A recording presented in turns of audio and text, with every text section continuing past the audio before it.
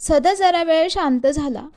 आपण इथून बाहेर पडण्याचा कितीही प्रयत्न केला तरी याचा काहीच उपयोग होणार नाही हे त्यानं बरोबर ओळखलं.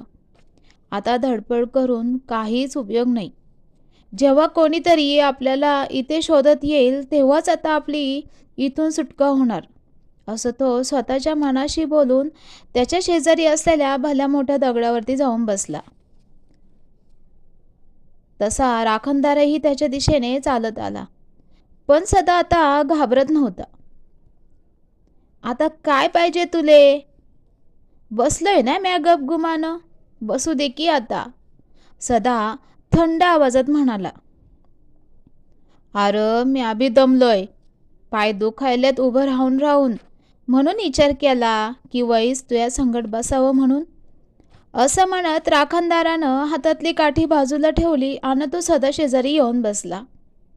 स्वतःच्या मिशांना पीळ देत तो इकडे तिकडे पाहू लागला. इकडे सदाच्या घरी तर त्याच्या आजीनं रडून रडून अख्खा गाव गोळा केला होता. ती सतत सदाच्या बापाला ओरडत होती, तुझ्यामुळं माझं लेकरू घरातनं निघून गेलं या, काय बी कर पर मला माझं लेकरू आणून दे, असं तिने त्याच्या मागे तगादाच लावला होता. सदाची आई पण तिला शांत करत होती. आत्तापर्यंत सदाच्या बापानं सारा गाव पालथा घातला होता सदाला शोधण्यासाठी, पण ते कुठेच सापडेना. सगळ्यांना विचारूनही झालं, पण त्याचा कोणाला काहीच पत्ता नव्हता. आता मात्र सदाचा बापही काळजीत पडला. कुठं गेला असेल आपलं लेकरू म्हणून तो देवाला हात जोडत होता. जरी सदा खोडकर असला तरी लोकांच्या मदतीला मात्र लगेच धावून जायचा. त्यांची कामं करायचा, त्या बदल्यात मोबदला मात्र घ्यायचा. पण वेळेला त्यांच्या मदतीला तो धावून जात असे. त्यामुळे सदा दुपारपासून घरात नाही हे ऐकून लोकांना वाईटही वाटलं होतं. आता रात्रीच्या जेवणाची वेळ झाली, पण सदा अजूनही घराकडं परतला नव्हता. इतक्यात एका गुराख्यानं सदाच्या बापाला येऊन सांगितलं की त्यानं सदाला गावच्या वेशीबाहेरच्या टेकडावर दुपारी पाहिलं होतं म्हणून. त्याचं बोलणं ऐकून सदाचा बापही जरा घाबरला. अरे जा र, 2-4 जण याच्या संगट आणि माझ्या लेकराला घेऊन या बरं, असं बोलून म्हातारीनं पुन्हा टाहू फोडला. सदाचा बाप आणि त्याच्याबरोबर आणखी 4-5 जण सदाला शोधायला निघाले, पण शेताच्या रस्त्याने न जाता त्यांनी गावचा रस्ता पकडला. इकडे सदानं राखणदाराला बसल्या बसल्या पुन्हा विनवणी केलीच, पण ह्यावेळी त्याच्या आवाजात नरमाई होती. अरे काय पाहिजे तुला? का त्रास देतो या? जाऊ दे ना मला घरला, लय रातबी झाली यार. अरे घरातली समधी काळजीत असत्याला र, आणि त्यात मले भूक बी लय लागली यार. तवा मला सोड, जाऊ दे रे मला घरला. सदाचा चेहरा आता रडवेला झाला होता. त्याच्या शरीराचा प्रत्येक भाग आता थंड पडत चालला होता. दातावर दात वाजत होते त्याचे. दोन्ही पाय पोटाशी घेऊन तो बसला होता. भूक? अरे भूक तर मला बी हाय, राखणदार जरा रागातच बोलला. अरे मग जा की तुझ्या बांधाला आणि जेव, उगा का मला त्रास देतो या, सदा कसा बसा त्याला म्हणाला. म्या त्रास देतो या? आज पतूर दिलाय का त्रास कुणासनी? ऐकलंय का त्वा? मायामुळं कोणाला त्रास झालाय ते? त्याचं बोलणं सदानं शांतपणे ऐकून घेतलं. खरंच कधीच ह्याच्यामुळे कोणाला त्रास झाला नव्हता की कोणाचं नुकसान झालेलं नव्हतं. ह्यानं कोणाला हानीही पोचवलेली नव्हती. कित्येक पिढ्यांनी त्या बांधावरून ये जा करून आपली पायतानं झिजवली, पण ह्यानं कधीच कोणाला अडवलं पण नव्हतं. वै र, माझी आजी सांगती या तुझ्याबद्दल, की तू हा साऱ्या गावचा राखणदार आहे ते. समद्यांवर तुझं ध्यान असतं या बघ, असं बी बोलती. पर तू आता मला कशापायी अडवलंय ते तरी बोल की र. तुले काय पाहिजे तेवढं बोल. पर मले सोड. अर ह्या गारव्यानं मरून जाईल की र म्या. तू ह्या पाया पडतू र हवं तर. काय न ग पाया पडू. मले जे पाहिजे तू आणून दिलं तर म्या सोडतोय तुला. देतो. काय पाहिजे ते देतो. पण तू बोल तर काय पाहिजे तुले. कोंबडं. कोंबडं पाहिजे मले तुझ्याकडनं. दणक्या आवाजात तो राखणदार म्हणाला. त्याचं ते बोलणं ऐकताच सदाला हसू कोसळलं आणि तो जोर जोरात हसू लागला. काय काय पाहिजे तुले माझ्याकडनं कोंबडं. असं बोलून तो पुन्हा हसायला लागला. त्याला असं हसताना पाहून राखणदार गप्प बसला. सदा थोड्या वेळानं शांत झाला. काय र काय झालं तुले हसायला. म्या काय यगळं मागितलं का काय. तू कधी कोंबडं खाल्लं नाही का. अरे वय म्या खातो या की कोंबडं. आजीचा खुराडा पार रिकामा केलाय बघ म्या कोंबडं खाऊन खाऊन. पर पर म्या तर माणूस आहे ना व. आणि तू. सदा बोलता बोलता गप्प झाला. आपण जर जास्त बोललो तर हा आपल्याला आपण खायला मागं पुढं बघणार नाही असं त्याला भीती वाटू लागली. कार गपका झालायस बोल की मोर. म्या कोण कोण आहे म्या.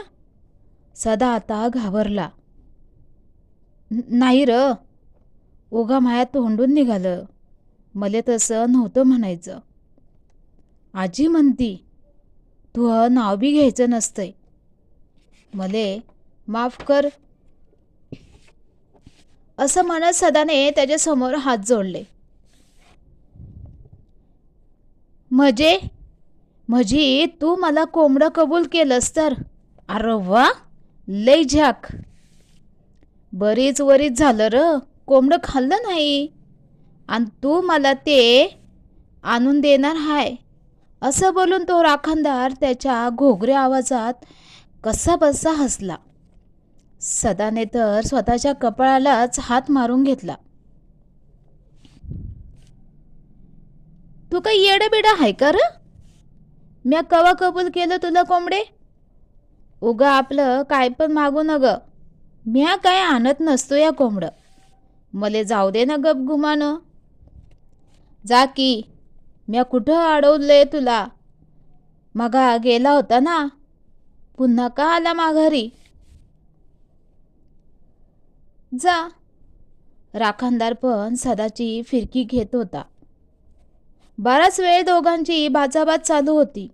पण ना सदा माघार घेत होता ना राखणदार. सदाला आता झोपही येऊ लागली होती.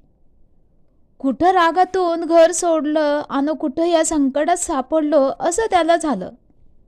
उगाच आपण ह्या रस्त्यानं आलो. त्याला त्याची चूक समजली होती. पण त्याचा आता काहीच उपयोग नव्हता. तो आता पुरता फसला होता. थोडा वेळ दोघंही शांत बसले. इतक्यात सदाच्या डोक्यात पुन्हा एक प्रश्न उभा राहिलाच. वैर मी ऐकलं होतं की तो कोणासनी बी दिसत नाही. पर मला कसं काय दिसतो यार. त्याचं हे बोलणं राखणदाराला जरा गमतीशीर वाटलं. पण त्यानं त्याच्याकडे दुर्लक्ष केलं. हे बघ मले तू काय बी विचारू नको. मले कोंबडं दे तू का नाही तेवढं बोल. अरे एवढ्या राज्याला म्या तुला कुठून आणून देऊ र कोंबडं. आन तसं बी तुले हित दिसते का कुठं कोंबडं. उगा आपला काय पण मागतो या. माझ्याच्यानं नाही होणार रे, तू मले जाऊ दे ना. अर अर पर म्या आत्ताच आण असं म्हणतो या. उद्याच्याला दे, तुले वाटेल तेव्हा दे, पण मले तुझ्याकडनं कोंबडं पाहिजे म्हणजे पाहिजे बस. नाहीतर म्या काय करीन ते नाही सांगता येणार. मग आपल्या रागाला समद्यासनी भोगावं लागतंय का नाही ते बघ. अरे पर म्याच का समजा गाव सोडलं या आणि मलाच का पकडलं यार तू. म्या काय जाणता आहे का. अरे हे फक्त तुझ्या आजाच करायचा म्हणून म्या तुले पकडलंय, येतं का तुझ्या ध्यानात. असं बोलताना आता राखणदार एकदम कडाडला होता. जणू काही त्याची खूप वर्षांची भूक आता जागी झाली होती. एक आस जी त्याला लावली होती आणि ती खूप वर्ष अपूर्णच होती. त्याचे डोळे रागाने लालबुंद झाले. त्याच्या बोलण्यातली नरमाई कुठंतरी कमी झाली होती. त्याला खूप राग येत होता, पण ह्या लहान लेकराबरोबर असं वागणं चांगलं नाही हे त्याला माहीत होतं. हे बघ, तुहा आजा मले वर्षाकाठी कोंबडं द्यायचा आणि मला बी त्याची आस लागली. पर जसा तुझा आजा गेला तेव्हापासनं कुणी बी माझ्याकडं पाहिलं नाही. बोलता बोलता तो थांबला. सदा आता त्याचं बोलणं मन लावून ऐकत होता. इतक्यात त्याचा बा आणि त्याच्या संगटचे लोक त्याला शोधत शोधत त्या बांधाच्या वाटेला आलेच. दूरवरून त्याला त्याच्या बापाचा आवाज ऐकू येत होता, जो सदा सदा म्हणून त्याला जोरजोरात हाका मारत होता. सदा खडबडून जागचा उठला आणि त्यानं राखणदाराकडं पाहिलं, पण तो तिथे नव्हता.